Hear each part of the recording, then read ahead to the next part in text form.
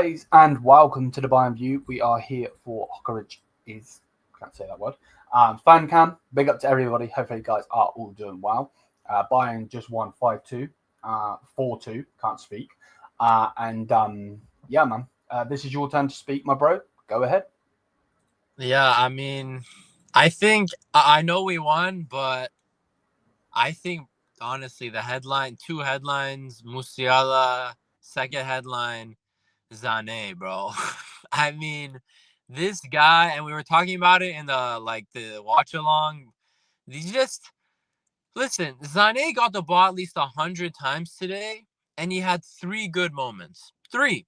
First half, he had 2 moments. Second half, he had a moment. First half, he did the nice dummy to Olise, runs in behind. Then he ends up missing the 1v1. End of the first half, he had the last chance of the half, shot with his favorite left foot in the middle of the box, skies it.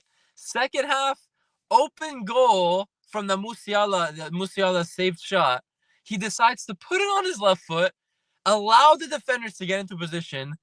No goal. Misses another chance. He skied like 4 other shots to Mars during the game. So Sané, man, this was a world-class stinker. As like whatever Lee Gunner says, he does that thing. It was one of those world-class stinkers, and he never got hooked. That's the thing. He didn't get hooked. He didn't get taken off. And the unfortunate thing is, I think Coman is injured and won't play the rest of this calendar year. Gnabry's injured. I think against Shakhtar, he's going to start this week in the Champions League. So we're going to have to see 90 minutes of this bullshit again. But yeah, but besides that, I thought we shouldn't have conceded those goals. Upamecano, he scored finally on a corner, but then he ends up going in the second half and doing that really tame and timid pass back, just losing concentration. But credit, if I'm going to cut him some slack, I mean, he's been damn near perfect this entire season almost. He hasn't made any mistakes, and cool, it's a Heidenheim game. I'll allow it, but please, like, especially in the Champions League, next game against Shakhtar, none of that. Full focused. But yeah, I thought we played great today, and we just ended up conceding 2 just sloppy goals. That second goal, the defending was just sloppy and lazy after we scored the third, and I think Perez should have done better, but I don't blame him. It's a free shot in the middle of the box. I don't blame a young goalie like him for not saving that. But yeah, I think today, man, like Musiala comes on, 2 chances, 2 goals.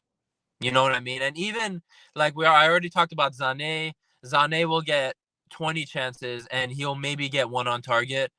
Even Olise, man, Olise had that 1-1v1 with the Kimmich over the top ball, and he decided to try and, dink it over the goalie. You could have just slotted that on the ground into the corner of the goal. So even Olise has been missing chances. So like we've been saying the last couple fan cams, like it's Musiala or a bust at this stage of the season with Harry Kane injured until next year.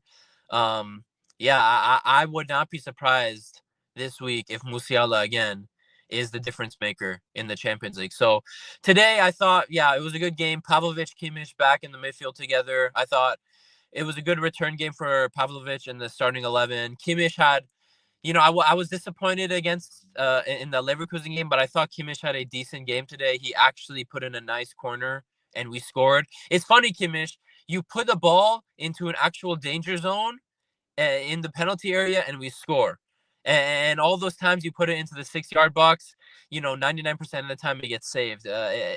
It's logical, Kimmich. So if you could please just put your corners to that penalty spot area, I think we'll score a couple more corners.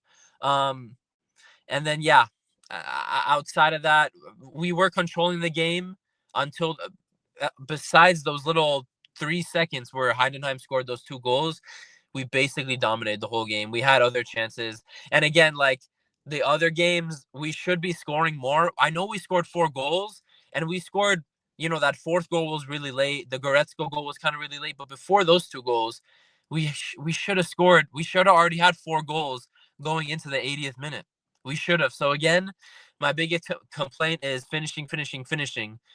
But yeah, those are my thoughts on the game, man.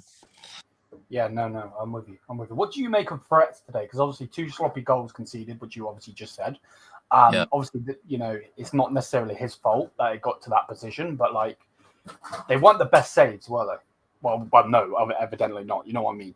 Yeah. So here's the thing on the first goal. So although the first goal is fully on Upa, but I was just thinking about it, and maybe I'm overthinking it, but I feel like Upa is so used to Neuer being in goal, because usually in that position, Neuer is on his 18-yard box. So I kind of had that thought where, like when the play was happening in real time, when Upa passed it back, I kind of expected Peretz to be on the 18-yard line, but he's not Neuer. And we shouldn't have that expectation of him when this is like his second game of the season, like getting like a full game. And the last game was basically like a full 90 for him.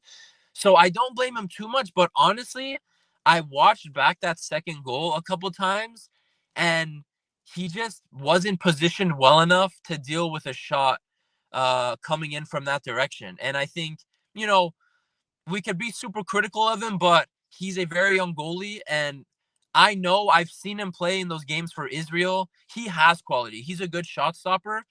But I think, that's the difference between him and maybe like a Finnish Neuer. Like Finnish Neuer, that people say he is right now, probably is positioned better for that Yeah, second goal and probably saves it. I'm confident, because that wasn't it was a tame shot. That wasn't like a powerful strike into the bottom left-hand corner. It was a tame shot from the Heidenheim player. And, that's probably, as Peretz plays more at Bayern, trains more, he'll drill that into this game and hopefully get better and better. But yeah, I don't want to be too critical of him today. Yeah, because also playing out of the back, I thought he was great today. There was the one moment where he invited the press. I think you and Zier were on the stream and goes, "Oh shoot, that was nice." He invited the press and played a perfect dink ball to Bowie. I love to see that, because a lot of young goalies, they just kick it out. If you watch a lot of young goalies in Europe, kick it out, kick it out, kick it out. He invited the press and played a very nice ball. And it wasn't just that moment. He did that multiple times in the game. So I thought his build-up play today was a lot better compared to the Leverkusen game. But obviously, it's Leverkusen and this is Heidenheim. So yeah. I expect that. Who was your man of the match today, man?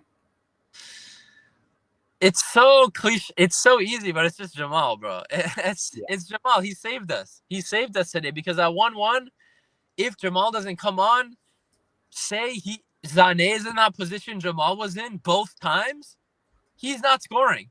I guarantee you Leroy Sané does not score those chances. So it has to be Musiala, because he was the difference maker today. Even before he came on, we weren't as threatening. He comes on, we're 10 times more threatening. So it's just Musiala, for me, difference maker today off the bench. This is supposed to be a game he's supposed to be rested in. I think Company's whole plan was, we're up 3-0, we win 3-4-0. I don't even have to play Jamal. Give him a full rest, start him against Shakhtar.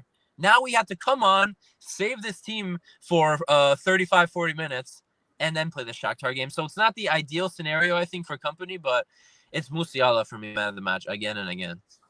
Yeah, no, 100%.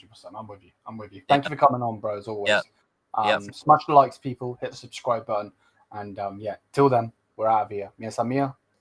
Mia Samia. See you guys.